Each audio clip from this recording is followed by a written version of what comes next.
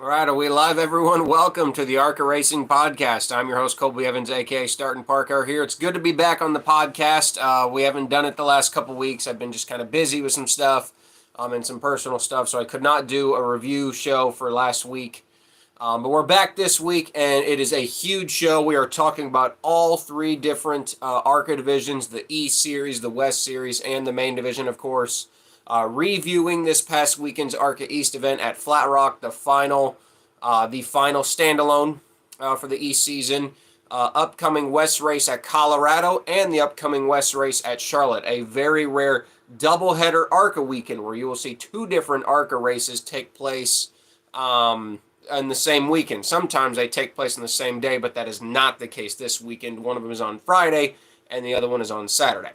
So we will go over through that, what the championship kind of looks like for all three divisions now that we've gotten a couple of races under our belts. Charlotte Animal. We got CLEETUS McFarland returning once again for his third start of the season. That's awesome. Like I said, a huge field of cars. The biggest field on an intermediate track. To put this into perspective, a biggest field on an intermediate track for an ARCA race since 2016. So this is a big field, folks, and I'm really happy to see that. We're going to go through my little intro that I go through at the beginning of every single podcast, and then we will jump right into the Flat Rock review. So you guys know the drill. Follow me on social media, Starting Parker on Twitter for all ARCA tweets, news and notes, and all the occasional crap you guys seem to enjoy that I tweet. So I appreciate that. I always appreciate the support there. Like and subscribe to the video. Turn on that bell for notifications so you guys never miss a podcast when I go live. I just uploaded a new video about the Paul Menard buyout situation in 2010, so I'd appreciate if you guys could go check that out when you're done with the show. Super chats are open if you'd like to support the show financially. Obviously, with a race car now, every dollar counts. So if you guys would like to support the show, you're more than welcome to. No, I don't have to, but it would just be nice. And, of course, check out the Racing Experts for all NASCAR media-related content, the official media partner of this podcast. So let's get into it, shall we? Flat Rock Speedway in Michigan has been a staple of the East Series schedule for about 3 years now. 3 years now. I believe they started there in 2023. The one constant problem that Flat Rock Speedway has had with these East standalones, and it's kind of a common theme with these East standalones, it's just car counts. It's been the one big consistent factor of the ARCA Menard Series East standalone races. And even when we can actually get a decent car count in the ARCA Menard Series East for the standalones, the quality of the car count is sometimes not the best. And we've ran into that problem multiple times this year. I mean, we ran into it even despite 20 cars.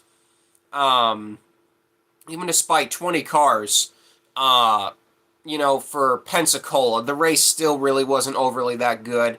Nashville was not very good at all. That was probably, I'll admit, I'm not afraid to admit on this podcast when we have boring ARCA races. That was a very, very boring ARCA race. And I'm like, Flat Rock's a different animal. It's a quarter-mile track. It's a fun little quarter-mile track in Flat Rock, Michigan. It's a track that can get away. It can get away with only having 13, 15 cars. It does not necessarily need a huge field. Now, that'd be great. I would love to see this track on the main division.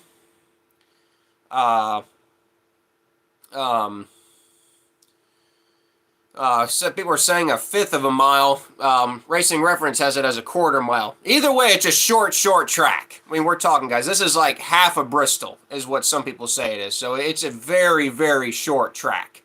But you can get away with having a short field. That's my point. You can get away with having a short field at a track like this.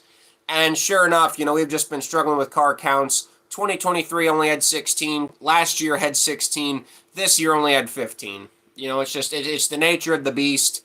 And, it's a long drive. Going all the way up to Flat Rock, Michigan, it's a long drive for some of these teams, out of North Carolina. It's not a short haul. So it's understandable. The entry list, like I said, since we didn't go preview show, we'll just go over it slowly, go over it quickly since we didn't actually have that many.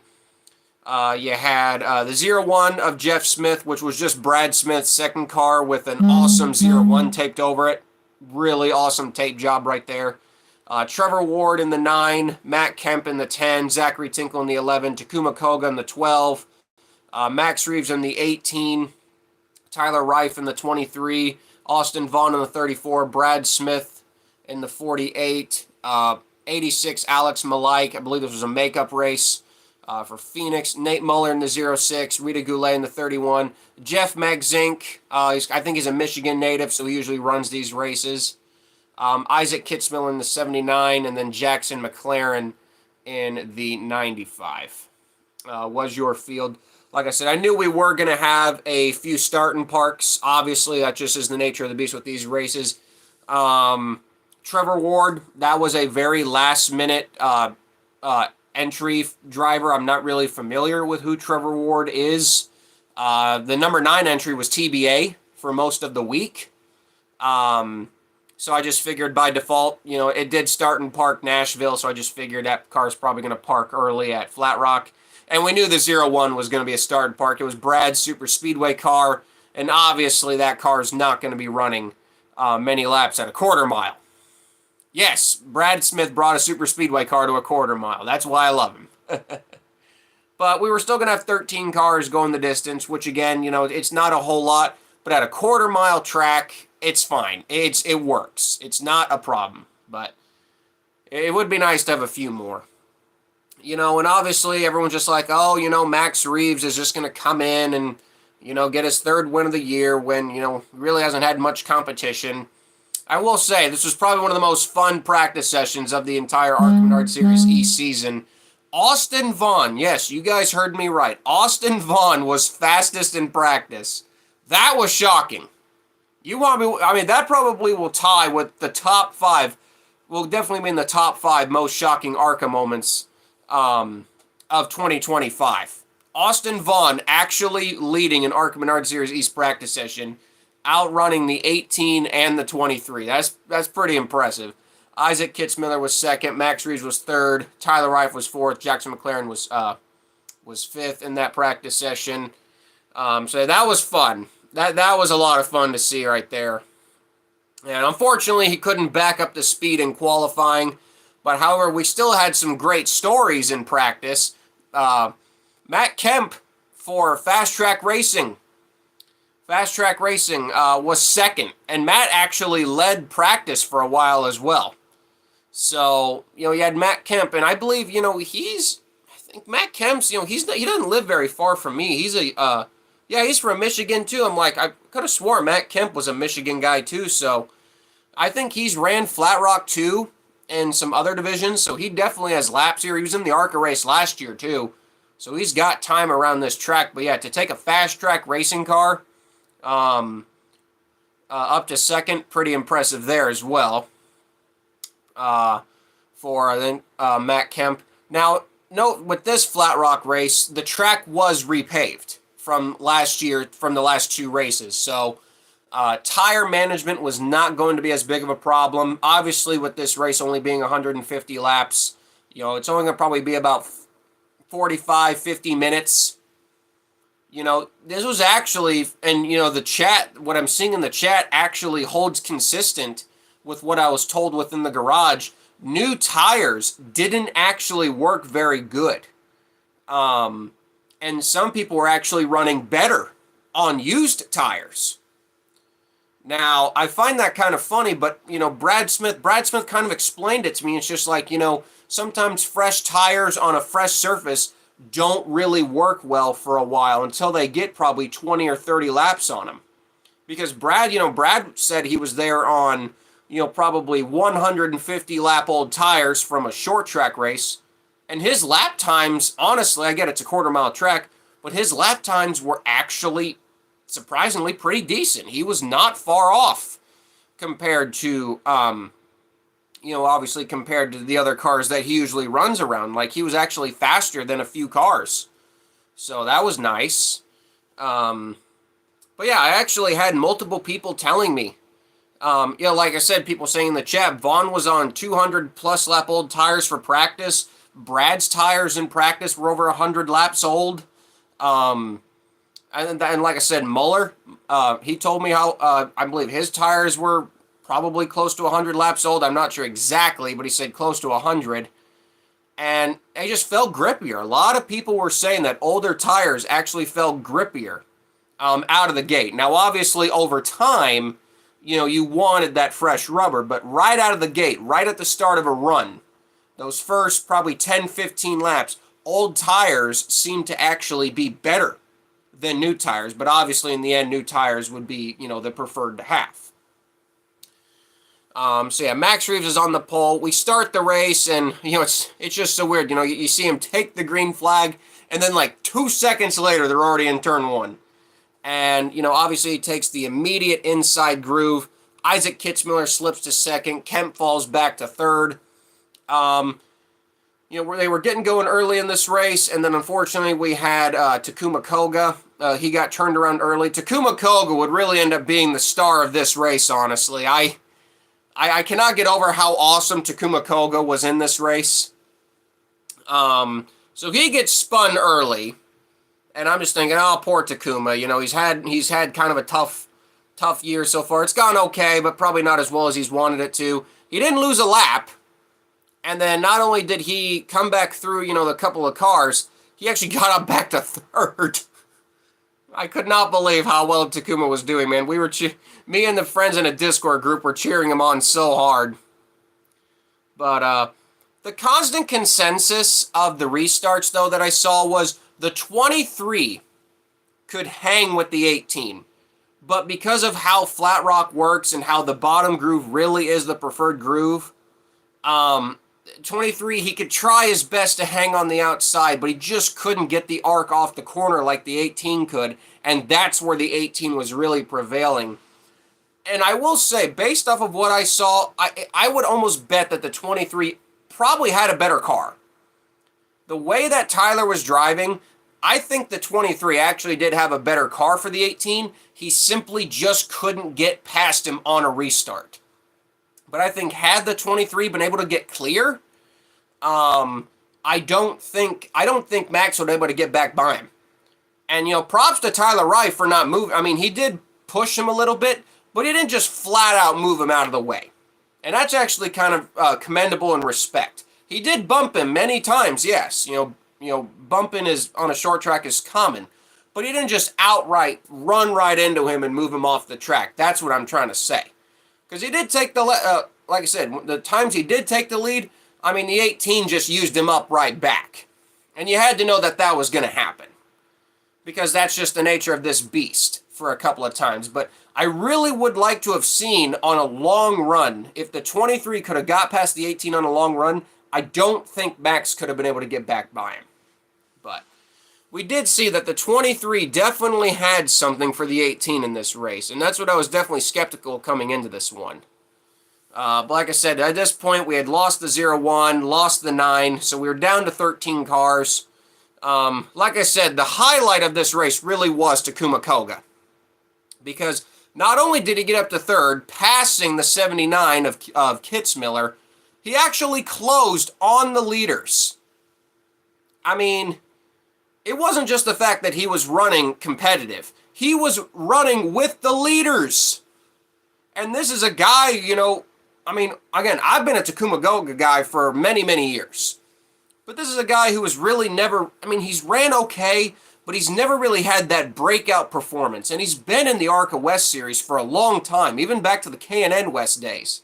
So he's been here for a long time, and he's never really had that breakout performance. By God, did he pick a great time to do it, because, man, he really did a great job. So, yeah. And the one thing I also will say is the lap cars here. We just had some cars out there, Brad, Brad talked about in his post-race interview, said it was actually fun to pass some cars for once. He joked that he passed the 31 and the 86 like 5 times. But yeah, you had the 31, and I'll give a pass to Alex. It was kind of one of his first starts. But man, Rita, I love you, Rita, but if feel like Rita could have been a little bit quicker out there, especially for the equipment that she's in. You know, I know Tim prepares a good car. But I felt like Rita could have upped the pace a little bit. Just with all due respect, you know, man, because it felt like she wasn't even going above pace car speed sometimes, it felt like. I just had to mention that. The lap cars, even at a quarter-mile track here, it felt like the lap cars were a little bit in the way sometimes. But that happens. You know, that happens in these ARCA races. So that's why I said I'm not mad about it. And I'm not one of these haters who's going to tell them to get the hell off the track. I'm not saying that. I'm just saying, like, oh, you know, it's not afraid to admit when they were in the way sometimes, you know. It's not afraid to admit that. But, yeah, so, again, they get back out front, and Max Reeves, again, the 18 has just such a great launch. And that is the one thing that no one can really replicate. Not even the Pinnacle Racing Group team, I feel like, can really replicate that sometimes. The 18 has such amazing fire-off speed.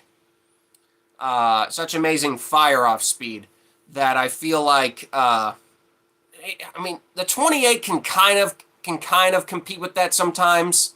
But most of the time, it really is the 18 who has that amazing fire-off speed. And like I said, there were some really fun moments, again, like I said, with the lap cars. I mean, you were beating and banging with the 06. Muller got some front-end damage. Malik got some front-end damage. And, you know, like I said, credit. These guys are trying to get out of the way. These guys and gals, you know, Rita and Malik and Muller, they're trying to get out of the way. But, you know, the closing rates, even at a quarter-mile track, is so quickly that they just can't get out of the way in time. You know, their spotter can't, you know, comprehend, well, where are they going to go left? Are they going to go right? Are they going to go left? Or are they going to go right? It's just so hard to tell, even at a quarter-mile track. And the one thing I also will say is what the ARCA Menard Series East got right, and it's one thing I preached in one of my other reviews.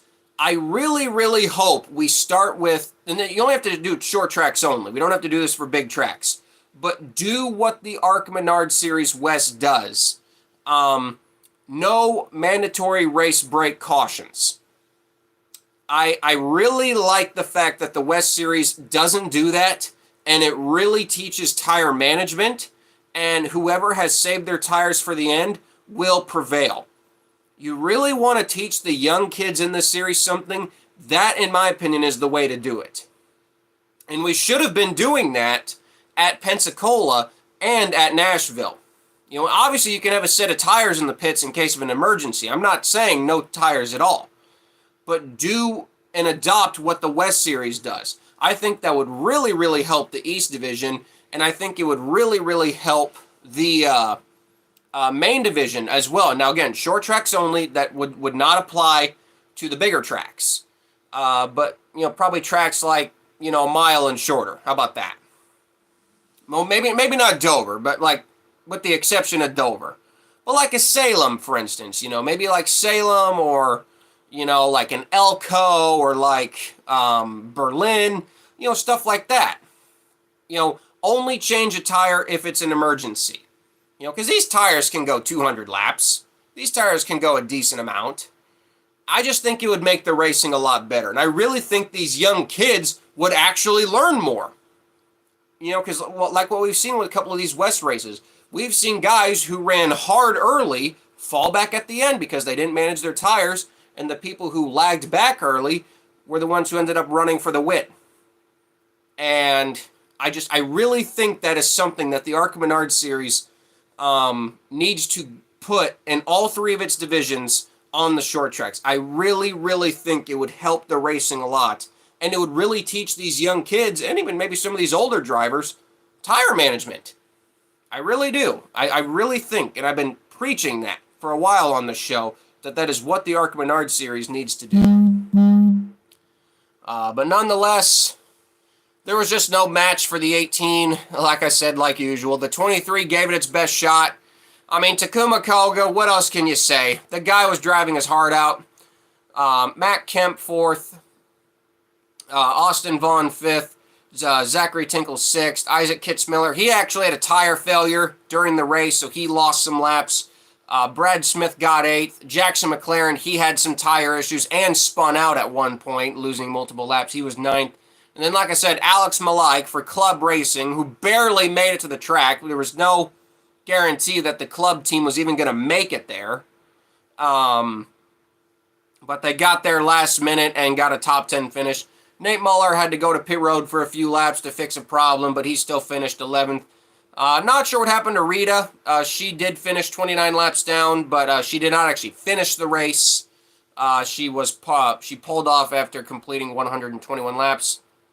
Jeff Megzink, I wonder if he had an engine issue. He finished 13th after only 79 laps, and then, of course, the 9 and the 01. The 9 and the 01 were the starting parks.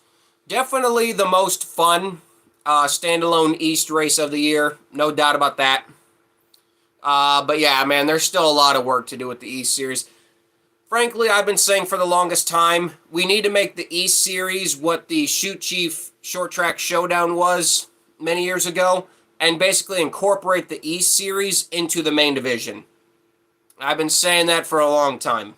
The East Series in general needs to go away, and I think we just need to include the East Series into the main division and have the East Championship be within the main series championship, if that makes sense. I really think it would benefit this series because, man, you know, these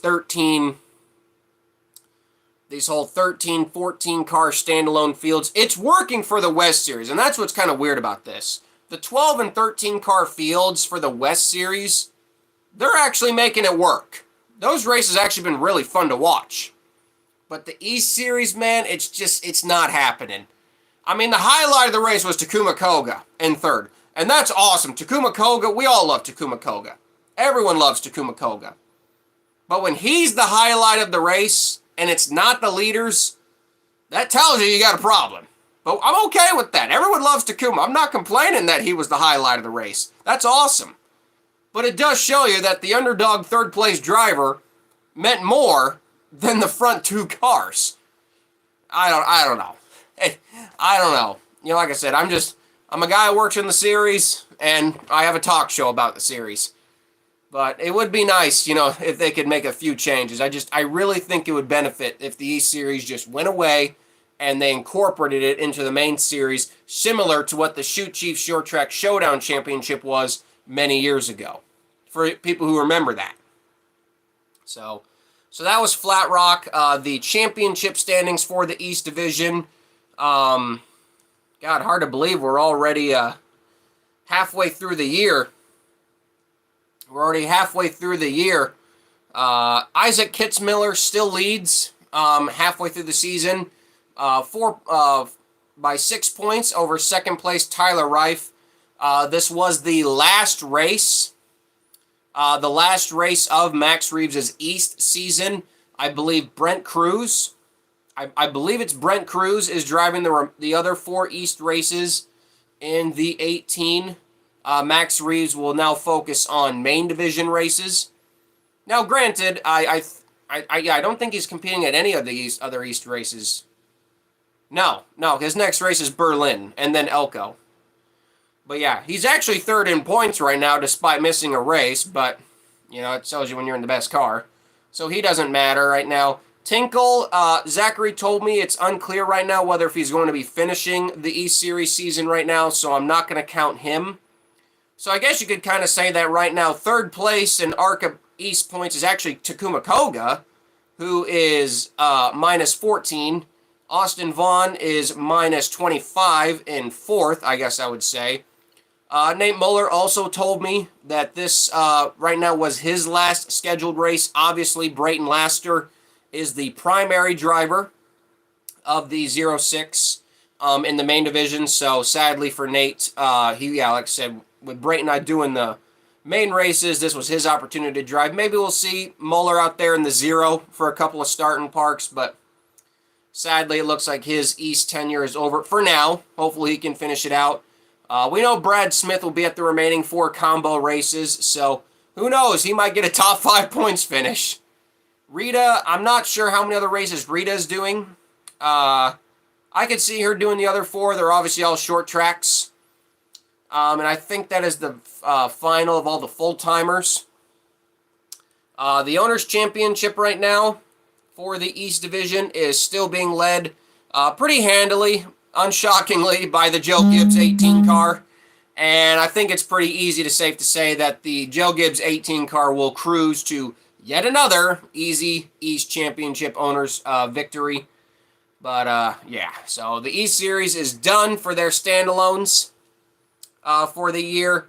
The next ARCA Menard Series East event and the remaining 4 will be all combo races with the main division. The next one will be at Dover in July.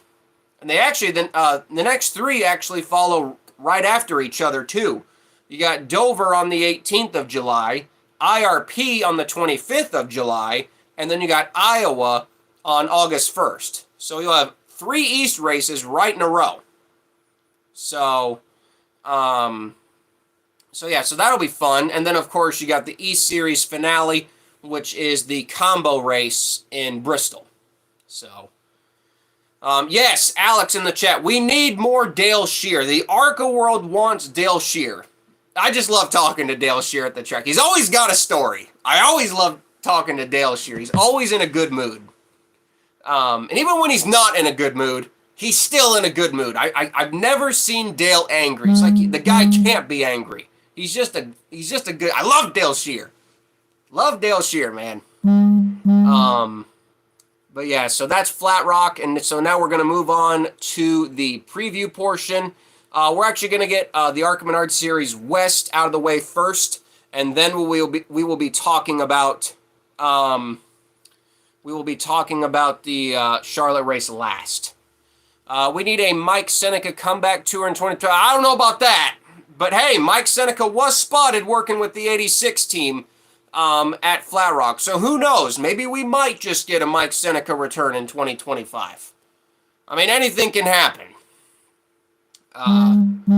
But yeah, so we're going to move on to the ARCA Menard Series West race at Colorado, and then we will end with the main series at Charlotte.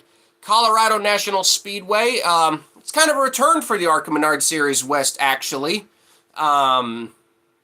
They have not been to Colorado Speedway since 2021, actually. So this is definitely a return. It's been 4 years since they won there. And to put in perspective, the last guy who won at that race in 2021 was Joey East. Now, I'm not really sure where Joey East has been. I think he's been doing some work with David Smith's operation. But, yeah, that was the guy who won the race at Colorado the last time they were there in 2021. You know, the one thing that's been kind of really noticeable this year about the ARCA Menard Series West is the car counts. They have not been very good. 12 cars. Yeah, it has definitely not been the best for car counts this year. But yet, despite that, they're still putting on great racing. And that's really all that matters. I mean, you look at Tucson. I think it was Tucson. You know, they only had, 13 cars? And it was a hell of a race. You had Cody Dennison nearly leading. You know, you had Tanner Reif. I think it was, Tanner Reif nearly won? Or was it Tanner? I can't remember. Was it Tanner Reif? Yeah, I don't remember. Either way, it was a really thrilling finish with Eric Johnson Jr. and Tanner Reif and who else was it? Huddleston, yeah. So yeah, we can have a good race with 12 cars. I'm not gonna doubt about that, but it'd just be nice if maybe we had another 3 or 4 with there. So, but yeah, 12 cars. We'll start it off. Robbie Keneally in the 1, Todd Souza in the 3, Eric Johnson Jr. in the 5, Tanner Reif in the 13, Jake Bowman in the 19. Eric Red, you guys might remember him. He was in the 66 many times. I don't believe this is actually a Sigma car. Someone telling me it's not actually the Sigma team, even though TJ Clark, I believe, is a co-owner. There's some sort of with the Sigma team, but not really. I'm not quite sure how this whole deal is working out. Either way, it's just good to see Eric back. Trevor Huddleston, of course, Blake Lothian, Kyle Keller, Holly Clark. She's making her debut. And the cool part is, Subway's back.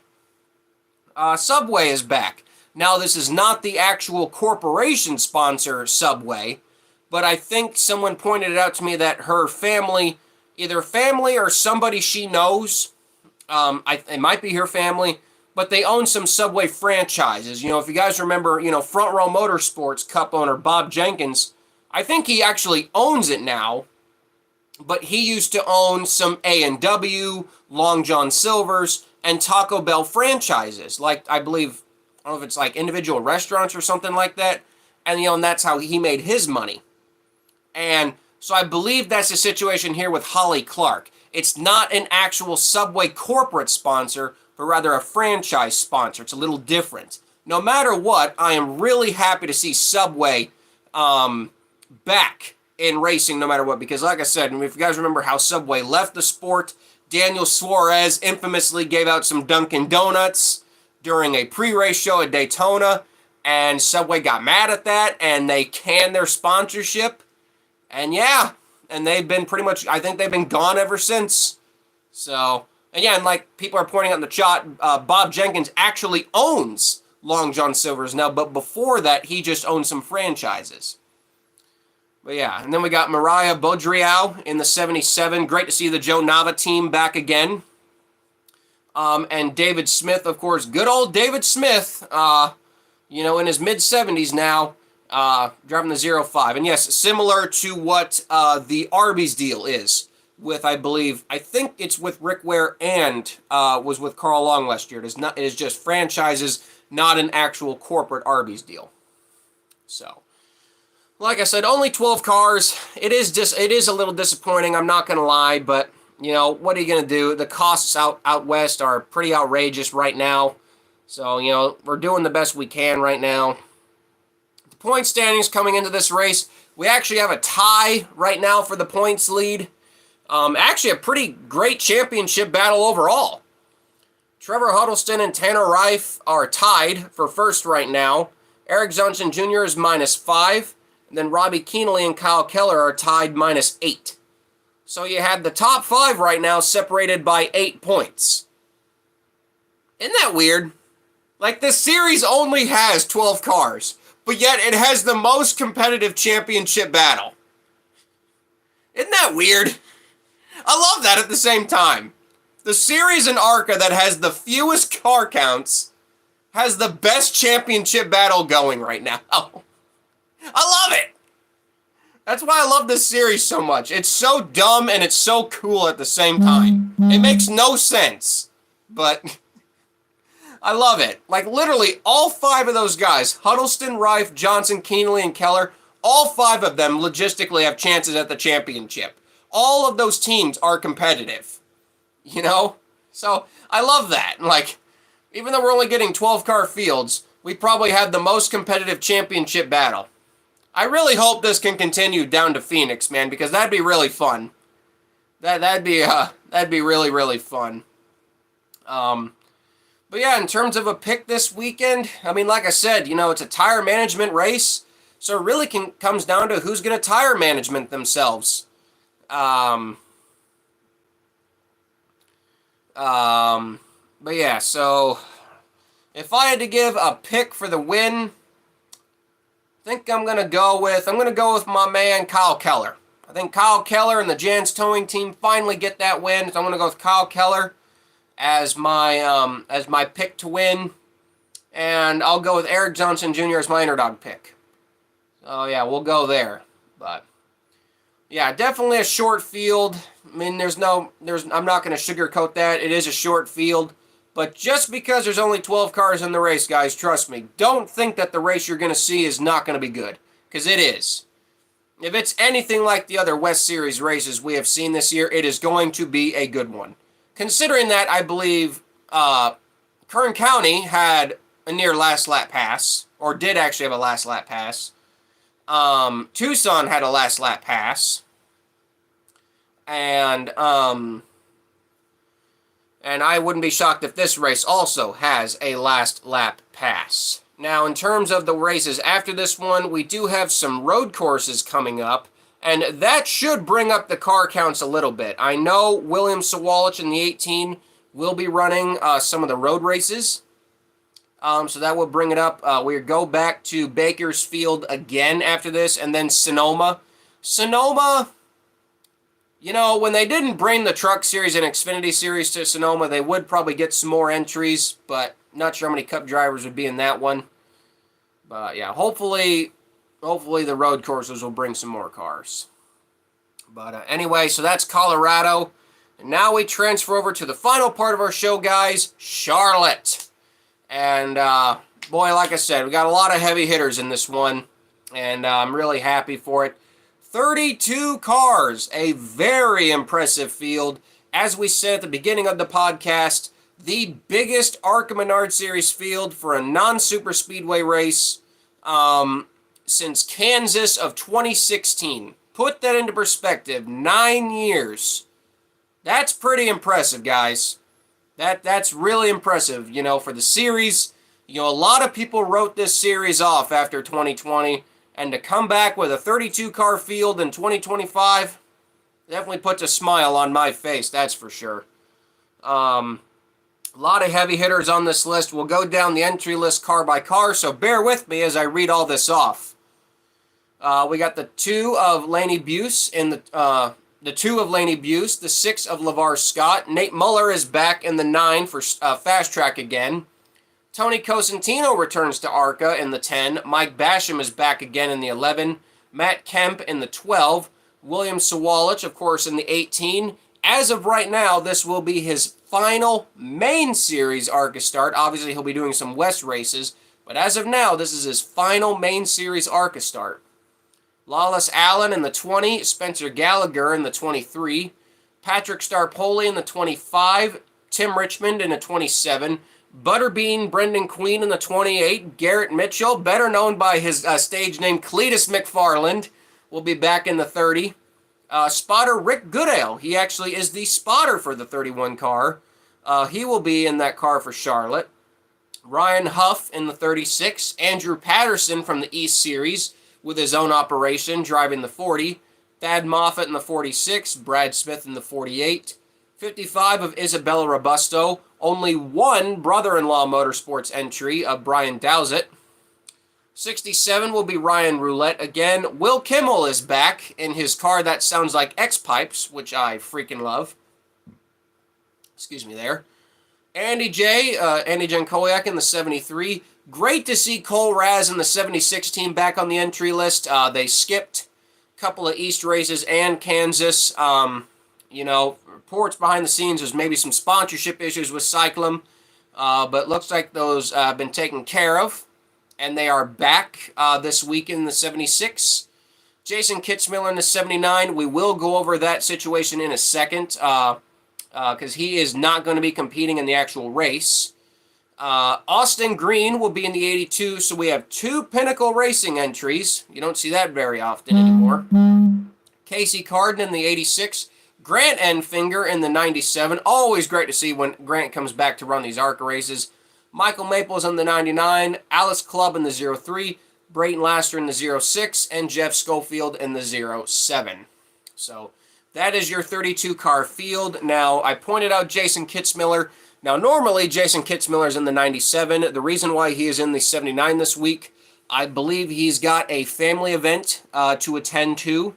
Obviously, I think it might be a graduation of some sort that he has to attend, so he is going to be running practice. Now, of course, in ARCA, all you have to do is run practice, and you technically get credit. You will be credited as a did not start, but your attempt will count, so it will not affect, Kitzmiller's 50-point bonus, and it will not affect his championship hopes. However, missing this race will probably take him out of any championship contention. Probably will now just be going after a top 5 points finishing position now. So, and that's why he is in the 79 and not in the 97. Obviously, a great move, though, to have their Truck Series driver, Grant Enfinger, step into that car. So, and like I said, one of the big complaints about the series, we had yet another blow-up about the ARCA Menard series. This felt like not a couple days ago, but last weekend at Wilkesboro. Everybody's entitled to their opinion, man, but I just never seen a series get so much hate in my life. But I will say we probably have one of the more competitive fields for an intermediate race. And there is something about these Charlotte ARCA races, man, that they've been really good. Last year's ARCA race at Charlotte was really, really fun to watch. You had Carson Quatbull, who I want to say that was one of his first, if not his first, big track starts in the 82, second Pinnacle entry. He was driving the rails off that car. Then you had, sorry, I'm trying to find the results here. Then you had Tanner Gray in the 18. I believe he got a penalty or something mid-race. Same with Andres Perez de Lara. He was hauling ass. You had Will Kimmel up there without an Ilmore motor. You had Will Kimmel there without an Ilmore motor running top 5. Same with LeVar Scott. He was up there. It's just really, really good racing, man. Really good racing. I was kind of shocked at how good it was. Because like I said, sometimes these ARC races can be duds. But man, last year's was a good one. In the end, the 18 did end up winning. But it was one of those races where he had to earn it. For sure. Like I said, and in terms of cars that can really probably win this race, again, we're being realistic. This is no disrespect to anyone, but this is just my honest opinion of cars that could win this race. The 6 of LeVar Scott, William Sawalich, Lawless Allen, Spencer Gallagher, Starpoli, Butterbean,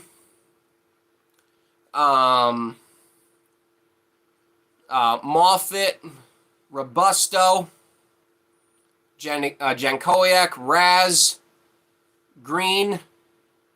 That's 11 drivers right there.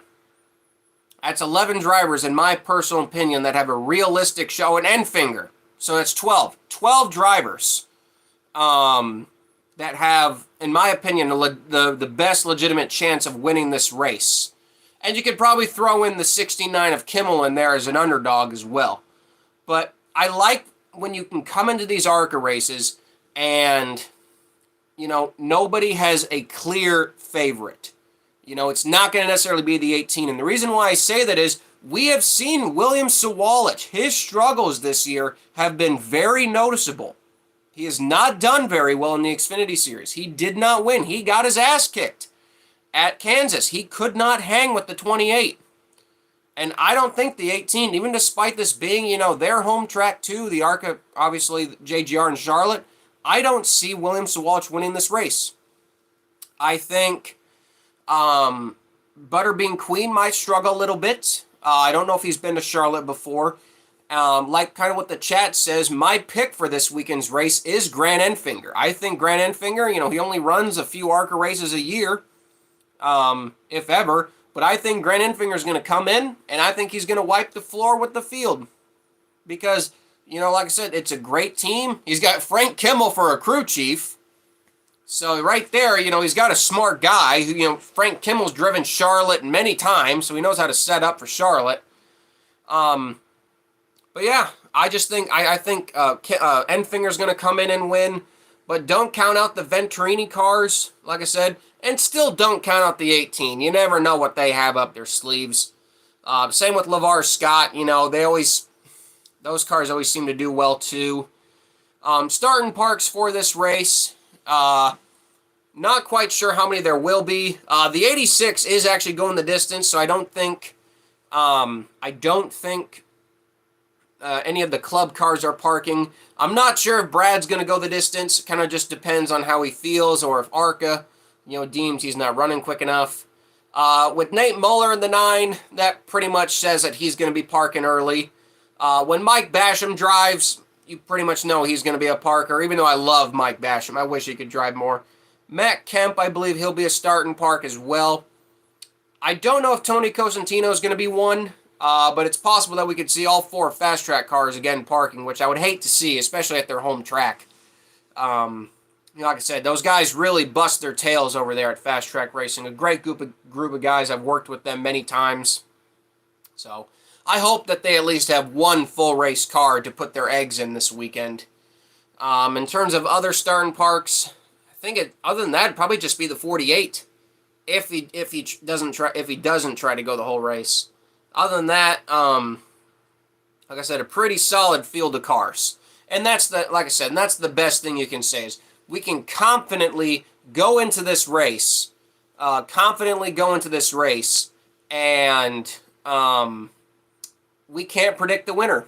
And that is always a positive thing because, yeah, more times than not, we can predict the winner in these ARCA races, but it's always fun when you can go to one and you can't. So, and then, like other people are mentioning in the chat, no 15 car. So it looks like Venturini will only be running 3 full-time cars this year. They only brought the 15 to Kansas for Taylor Reimer to test, and it is not on the entry list for Charlotte. So looks like just 3 full-time cars for Venturini this year, the 20 and the 55 with primary drivers, and then the 25 car, which will be having multiple drivers. Now, could we still see the 15 car at some point? Sure. But it's probably unlikely, of course. Just depends. So, but yeah, Grant Enfinger's my pick to win Charlotte. My underdog pick, we'll go with Will Kimmel. We'll go with Will Kimmel to, maybe pull off the upset of the century at Charlotte. Now, the point standings coming into this race. Pull up here in a second. Hang on, guys. Butterbean Queen. Butterbean Queen right now leads the point standings. We have a decent championship battle on our hands there as well. Lawless Allen is second, -1. And LeVar Scott is third, -1. So you got the top 3 right now just separated by 1 point. So, Andy Jankowiak is fourth, -13, but we know he's not full-time. Jason Kitzmiller, he's going to really tank this weekend, unfortunately, with what he's doing. Thad Moffitt, he's down in 7th. He'll rise up a few positions, but his championship's over. Obviously, Isabella Robusto, her championship is over already. She's too far back with the penalty she got from Kansas. And one driver I do want to talk about before we wrap up is CLEETUS McFarland. I do hope CLEETUS, and I know he definitely is, actually a professional driver. He's got a lot of experience, but I really hope he's ready for Charlotte, man. Charlotte is a driver's track. Pretty much every person who's driven Charlotte will tell you, you cannot as much as you let the car do the work, you also got to do a lot of work. It's not like driving like Kansas. Charlotte's surface, it's old. It's almost 20 years old. It's a very old surface. Your car likes to slide around. At the time of day that ARCA runs Charlotte, the track is very hot. It is very slick. And, CLEETUS, with only 2 races under his belt, I know they're super speedways, but, you're flat out there and you're drafting behind cars. Charlotte is completely different. And we have a huge field of cars. And CLEETUS's car, the Red Jones team, that's a top 10 caliber car. So CLEETUS is going to be right there in the middle, thick of things. Right there in the middle of things. And I hope he's ready. That's what I'm saying. I really hope he's ready because this is going to be unlike anything he has ever done. Compared to his drag stuff, I know that's faster than what this is, but, I know that's faster than what, this is, but that's just, that's still nothing compared to driving an intermediate. And you can't drive these ARCA cars flat out around Charlotte. You do need to let off the throttle going into turn 1 and turn 3. So, I hope it goes well for CLEETUS, but, you just never know. He's a rookie, so if he does crash, you got to cut him some slack there. But I just hope it goes well. I hope he's going to take it serious enough, and I hope he does well. Because obviously there's going to be a lot of eyes on the product. It's probably going to be one of the bigger ratings this series will get. And I'm sure the Red Jones team are going to give him a comfortable setup, not an overly aggressive setup with the car. I'm sure Greg Biffle and Max Pappas, who have both driven Charlotte many times, will be teaching him a lot of stuff. I'm sure he's done many laps on iRacing there as well. So I'm sure he's done a lot of testing online in preparation for this, and I just hope it goes well for him. Because obviously you don't want to see him go out there and embarrass himself. So, but yeah, so that's ARCA. That was a long show, guys. Thanks for sticking with me for that. But yeah, East Series wraps up his wraps up is standalones. The West Series.